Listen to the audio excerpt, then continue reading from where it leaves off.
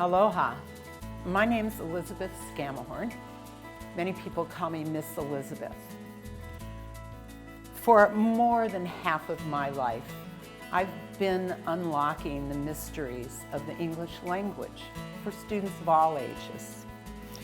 It's kind of like, here's the key, I give you the key to the ignition, and then it's up to you to drive it. You know, we all have the ability to speak and to listen so that we can speak. These are our best communication tools. But fortunately and unfortunately, people created letters. And letters, they're not natural. So here we are, and I feel really good about it. When I'm able to show and tell people how to unlock these mysteries of the English language, I feel good. I've studied on the mainland and on Oahu and taken many different literacy systems, put them together in a combination that equals the Jeannie Warburton Literacy Clinic that we are now going to be presenting to you. This series of shows will give tutors, parents, and interested people an opportunity to learn a step-by-step understanding of the English language so that reading and writing can be easier. This is my friend Mahina, and with her is Nahiku. I'd like them to introduce themselves. Hi, I'm Mahina Nakea.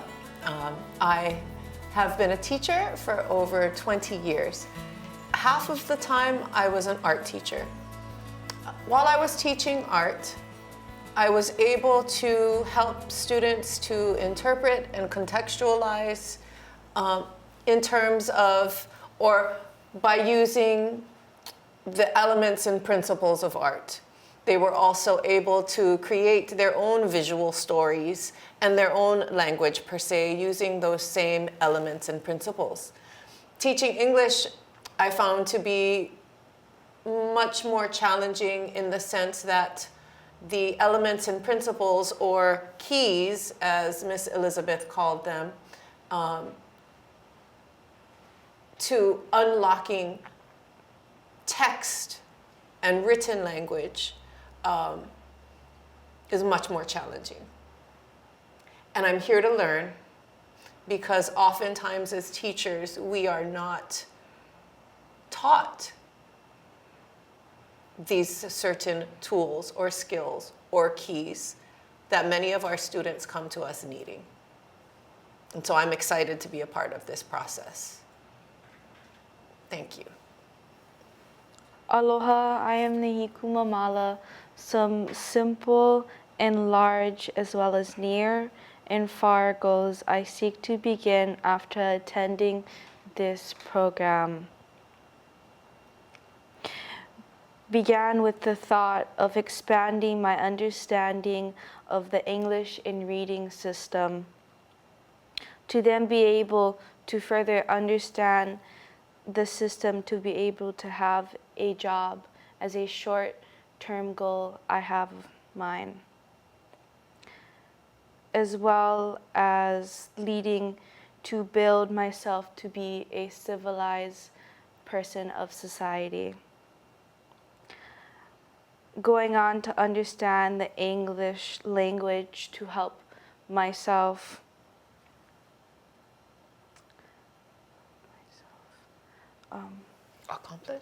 accomplish understanding what I'm being taught in a learning environment, as well as also being able to attend college in my future. Thank you.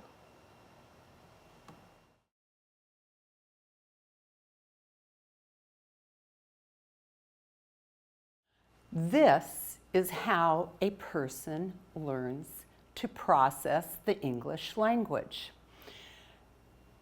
In this series, we're going to put an emphasis, as most people would, on our eyes. Because of what we see, we also want to be able to express what we see by saying something with our mouth of which we ourselves can hear. This is the feedback that any good learner would like. So what you see is what you say. And what you say may also be what you're going to do, because you're going to be writing. If you're a little child, you may not be writing, you might be jumping your ABCs. But for our purposes, we're going to connect, see it, say it, and do it. And in this case, we're going to be writing or manipulating items. And you'll see that when we move on. Doing it also helps your brain to see what it's producing. And when it sees what it's producing, it can also say it. As you see in this schematic, it's a question of how you express yourself and how you respond. Remember, listening and speaking. You listen, you receive information. You speak, you respond. In this series, I'm hoping that you will discover some tips, tools, and tactics that will make you feel more comfortable when reading.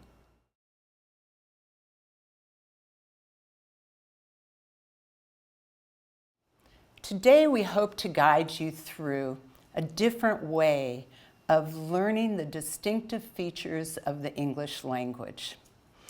Let's begin with what a distinctive feature means.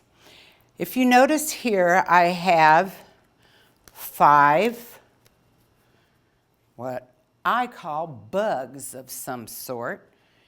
And when I asked Mahina and Nahiku earlier what was similar about these items, they all look the same. They have the same number of legs and the same kind of head and antlers. There's nothing distinctive in this representation. As I turn them over, there is a distinction.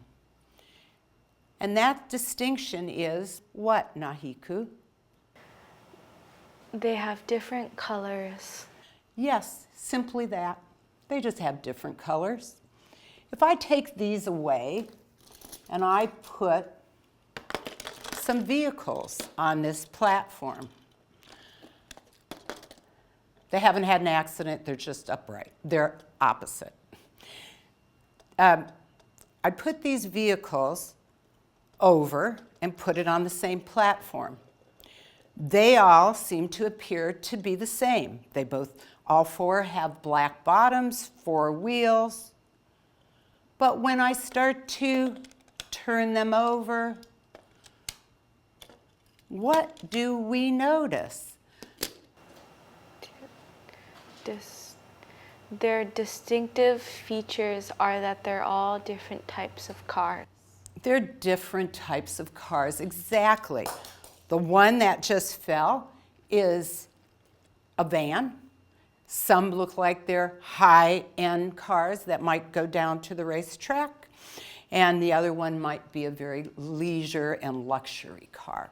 So there is a distinctive feature, even though they all provide us the ability to go from one place to the next.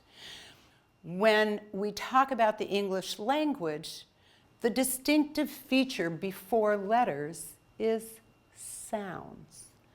Keeping in mind our triangle that we just reviewed, we're now going to review the sounds of our language. If you'll notice, our designated guide, Mahina, and our designated student have mirrors in front of them. Mirrors are a great way to enunciate sounds.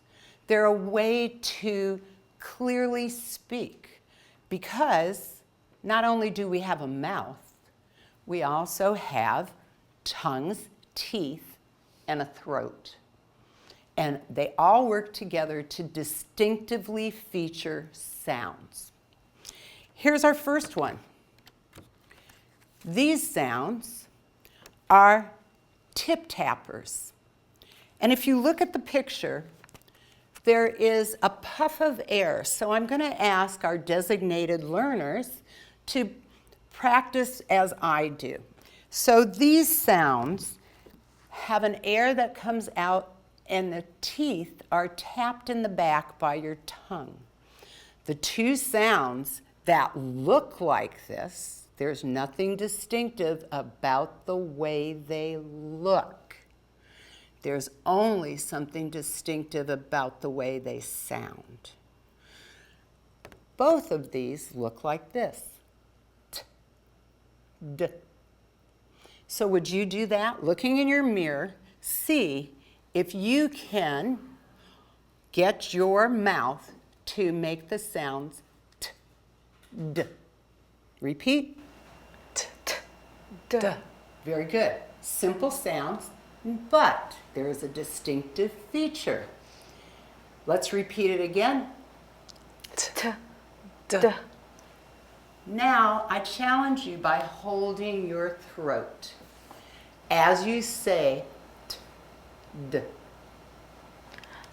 T, D. d. Something was distinctive. What was it? You can feel the sounds while you feel your throat. Yes, exactly right. Nahiku, which one made your throat wiggle more than the other one? Repeat. T, d. D. The D. the d is Exactly a right. more shaking of the throat. More shaking. We call that sound a wiggle sound because it wiggles your throat and shakes it. Very important difference between two very similar sounds. The next sound is a lip popper. If you look at this, obviously there's some air coming out. So we're going to do the same thing we did before. This time we're going to add our hand in front of our mouth and use our throat. These two sounds are p, b. And you can have one hand in front of your mouth and one hand on your throat. Repeat. P, b. B. B. B. B. Okay. Which one wiggles? The first one or the second one? You must do it again. Notice how they have to incorporate looking, feeling, and saying. Your opinion? I feel more of a air towards my hand with the P, but more of a shaking sensation with the B. Very good. This is what Nahiku just did. She shifted to letters. We're trying to separate letters from our ear. And when you already have the skill of reading, you tend to do that. So this is a true practice. Let's go on. The next one is the tongue cooler.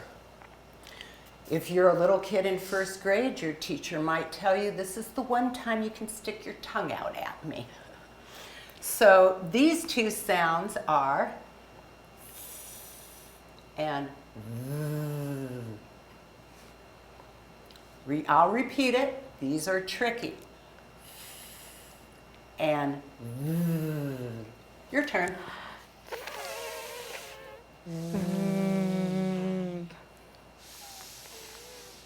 Very good. Might you know the distinctive difference between those two sounds? They're very subtle.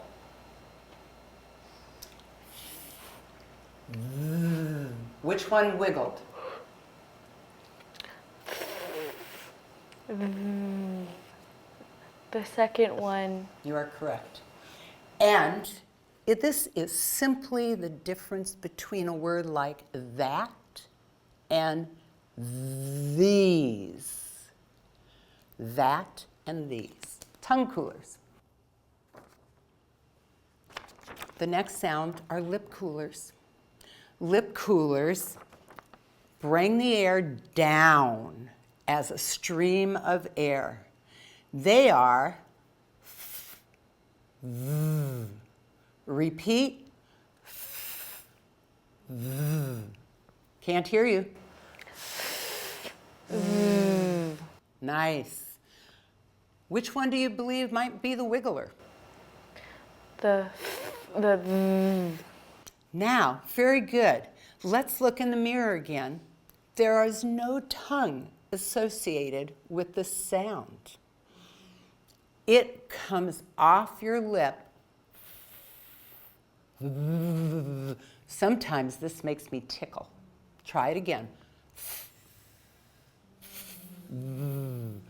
Did you feel the air come down with your hands? Keep your tongue in. Very good. And I have to ask you, now Hiku, which one's the wiggle one? The second one gives me more of a wiggle. Yes. So that is only the distinctive feature. If you're hearing impaired, it is quite difficult for you to read lips when it looks the same. This is a fat pushed sound. You push the air from the back to the front, and these sounds are ch, j. Repeat. Ch, j. Ch, j. Oh, I just did a cut of my sounds. That might be helpful. Let's repeat it again. J. Again. J. And the wiggle one? Guide? The second one. Very good. This is the sound that makes us puff our lips out. And we're going to make the sound shh. That air is going to go straight out. Try your hands. Do you feel it? The other sound that is its partner is zh. Repeat. Zh. So the two sounds that push out. Sh. Zh. Wait a minute. Sh. J. That sound is the one where we say shh. Quiet, everybody. That's our sound. Puff your lips out. These are our skinny sounds. They're skinny because they come through your teeth and they push the air out and they say zzz. Repeat. Zzz. While looking at the mirror, which one? Repeat again. Zzz. I can tell it's coming right out of your teeth because there's no space between it. And which one is the wiggler? The second one is. Boy, this is easy for the second one. One of the sounds that becomes confusing for people is this one. These are the lifters. The one that you learn first is to lift your tongue up and produce the sound somewhat in the back of your throat. The first sound is O. Repeat. O. The second sound is one that allows your tongue to be placed on your back teeth. And this sound is r.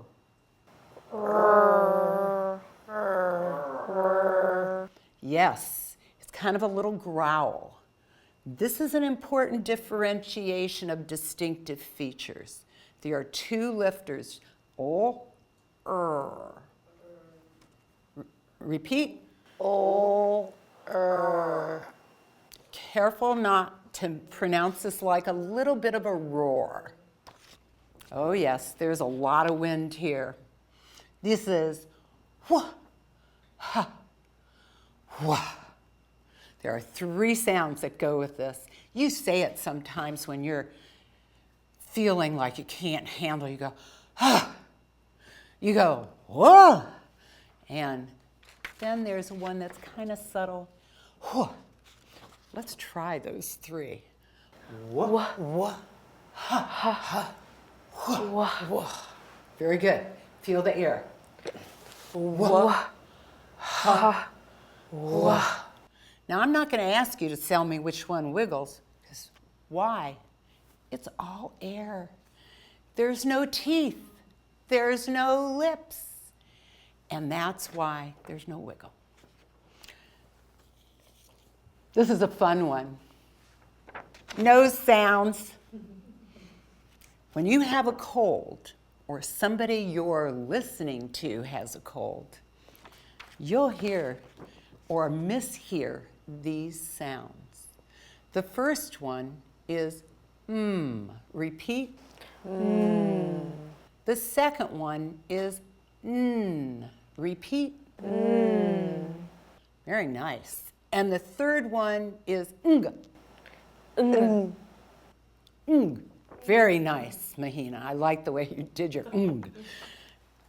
These are nose sounds simply because if you hold your nose and have a cold, you cannot say these sounds very well. Watch.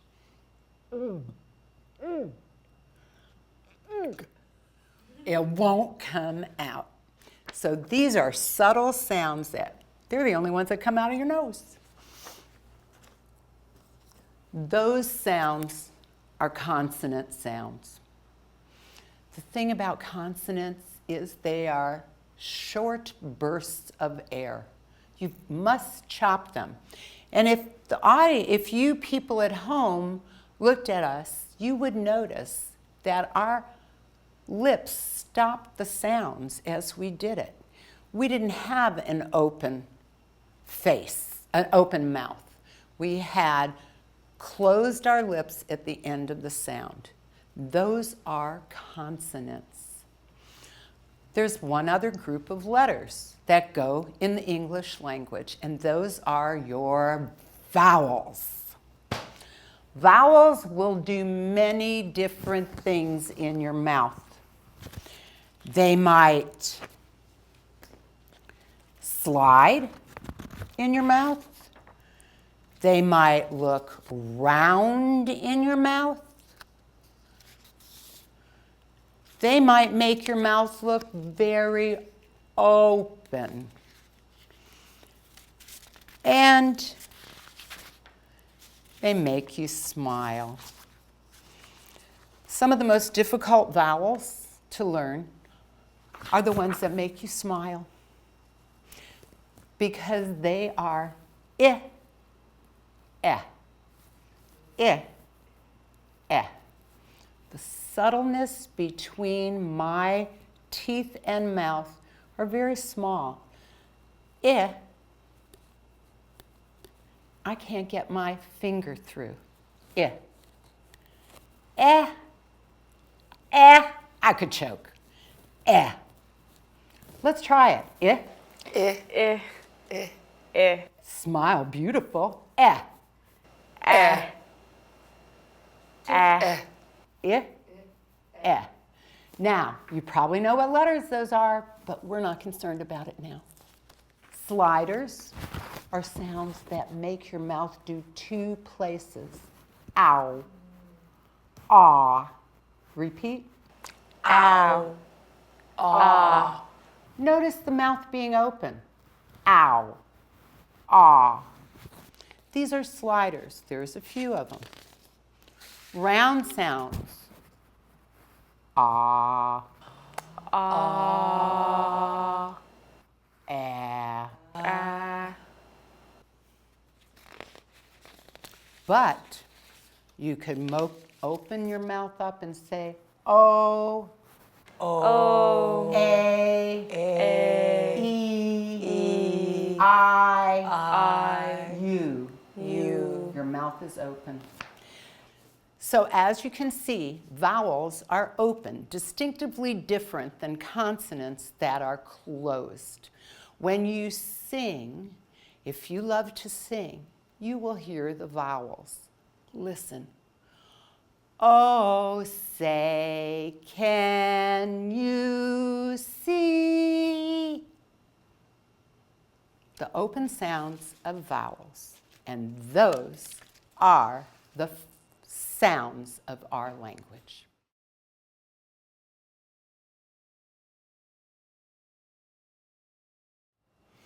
Now that we've reviewed the sounds, the next best thing is to review the sequence of how sounds make words. You will need, again, your mirror and some colored blocks or colored felt that I have. Any objects will work for this activity. You can even use tomato sauce cans and cans of tuna.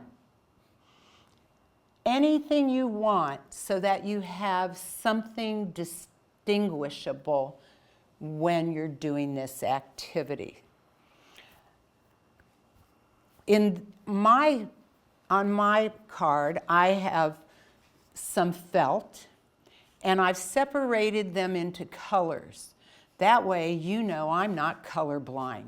Red, a pink, light blue, dark blue, and black. The object of this lesson is if the sounds are the same that I present to you, then you would choose the same colors. If the sounds are distinctively different, you choose another color. Always remembering that you begin at the beginning, and that is on the left side. All language begins on the left side. And you move through the middle to the end. And when we begin with what we call Menini little words, it's the precursor to syllabication. So if you're watching this video, do not be alarmed. This will take you higher in words that are more involved. So I will show you my sounds. If I have the sound sh, sh, zh, I might put sh, sh, zh. The distinctive difference is there. I've just completed discriminating sounds.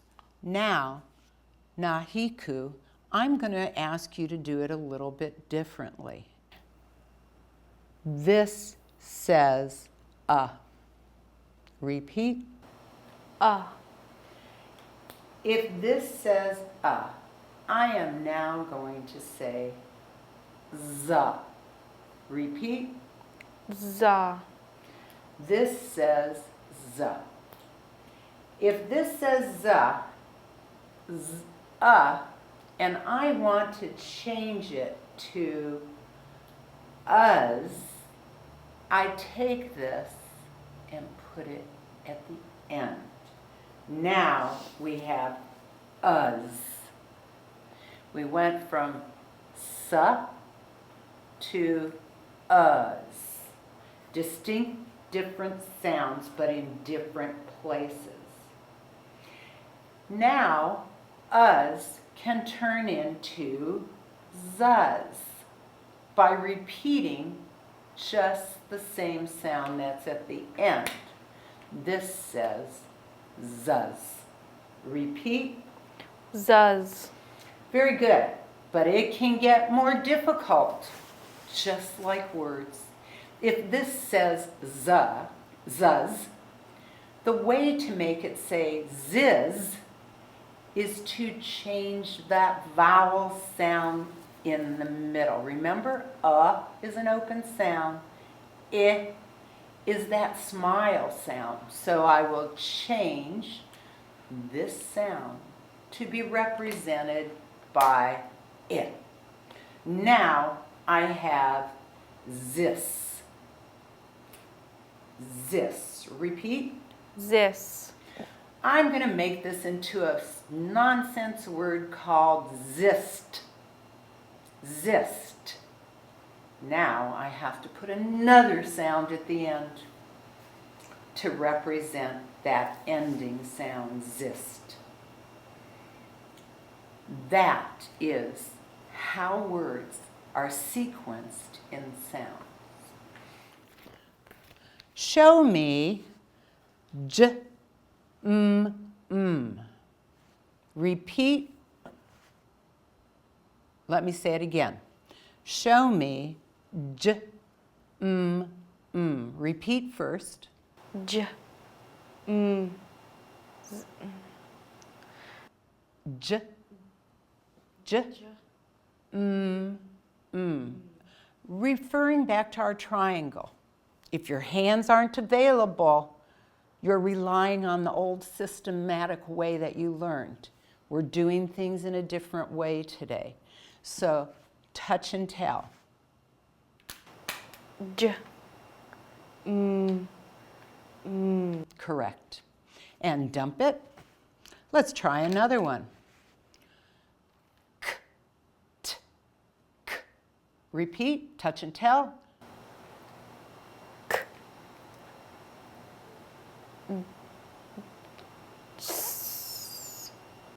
Perfect error. The real essence here is repeating to get that triangle activated. So when you touch, you say before you place the blocks in the place that you want. So let's try that again. Let's do a different one. N, o, n. Repeat.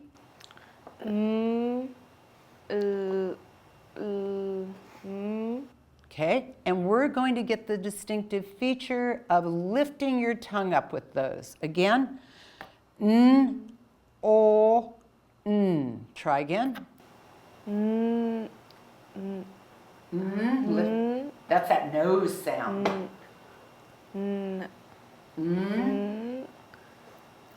Lift your tongue up. O, o.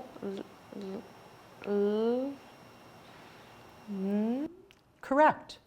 All right, let's put our place markers there.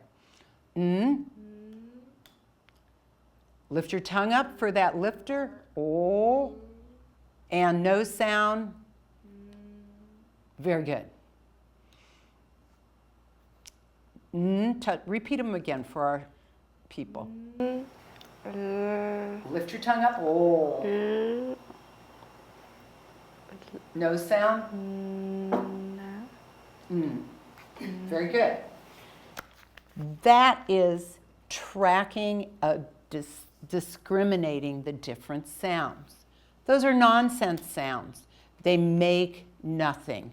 Show me if. I, If that says if, show me ip. P. I like the way she touched, said, and maneuvered it at the same time. That's the triangle doing its work. If that says ip, show me pip. by just doing a movement. Ip. Very good. And now it says pip. Can you turn pip into pip? I. Okay, repeat, touch and tell. Ip. And Pip. what do you recognize about the beginning sound and the ending sound? They both have the same sound. Then we knew from the earlier lesson that if they have the same sound, they have to have the same color. Easy to forget what the mission was, but that's why we're doing this, to connect these different ways of learning. So that says pip. If that says pip, I challenge you to change it to pop. Touch and tell.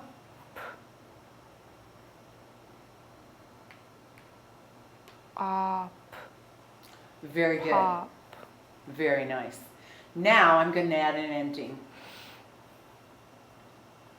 T. I would like you to add t to the end of this funny looking word. T. Popped. What word is that? Popped. That's the word popped, ladies and gentlemen. It's not nonsense anymore. It's real. Very good. All right, now we're going to do a few more of these manipulatives. Remember, you can use anything to manipulate as long as they are some of the same and some different. All right, mix them up and begin with, I'm going to ask you to begin with this word. The word is lid. Repeat. Lid. Show me lid. Id. Very nice. Could you please change lid to bid?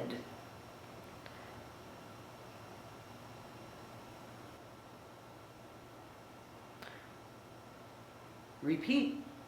Lid. Lid. Bid. Repeat your word first. Bid. Bid. B.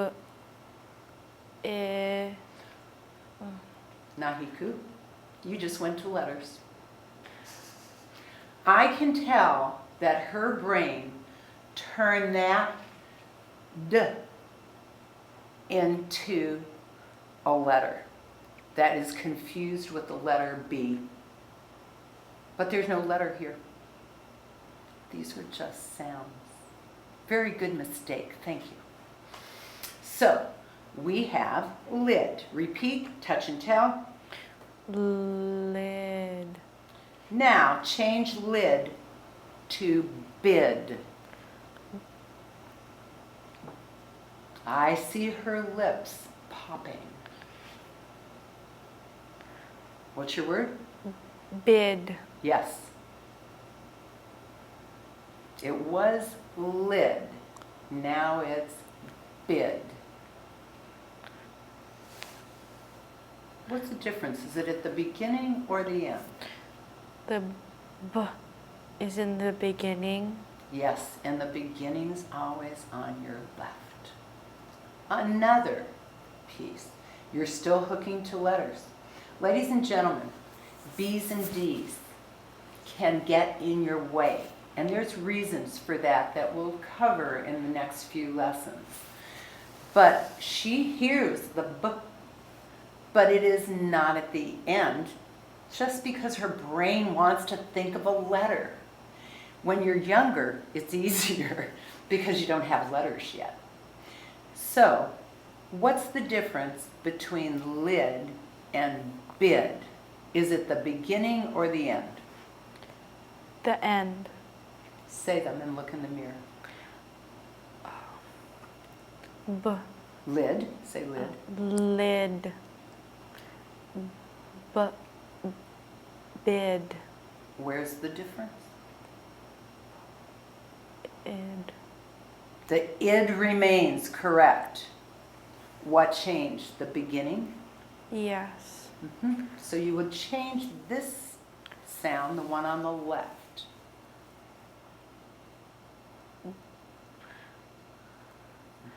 B. Id. Now we have bid. If that says bid, show me kid. Repeat.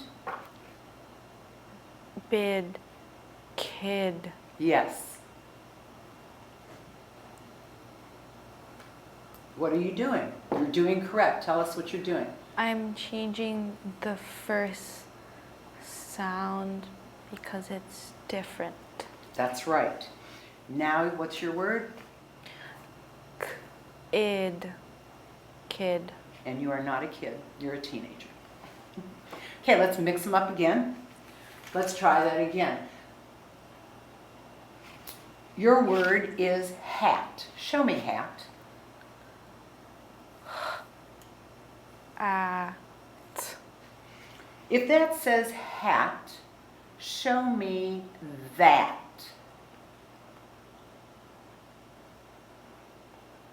Repeat your word. Hat. And your new word is that. Very good. Do your self-correction. Do what you think. At. This is the tongue cooler. That. That. Again, a young person That. with letters. And very good. Now, if this says that with the tongue cooler at the beginning, I'm going to challenge you. Show me flat. And look in the mirror as you say that word if your mouth is going to change. Flat.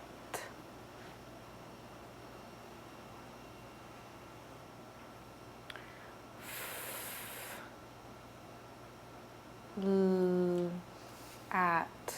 Very good. Flat. Perfect. The distinctive sounds are there.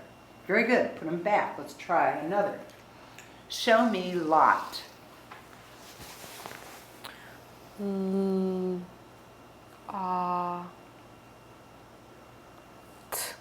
Very good. What's your word?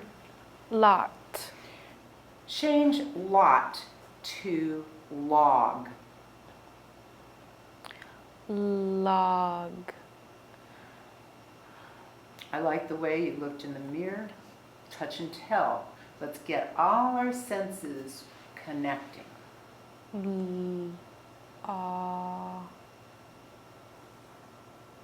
G. And run it. Your word is Log. very good. If that says log, show me lost. And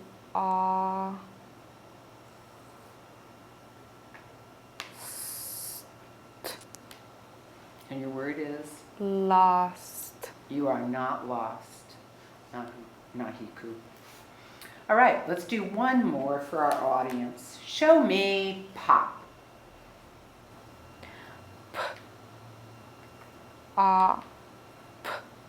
If that's, oops, I'm sorry. Go ahead.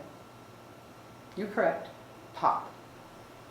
If that says pop, could you change it to top, please?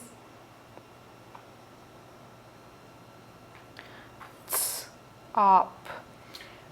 Good. If that says top, can you show me shop?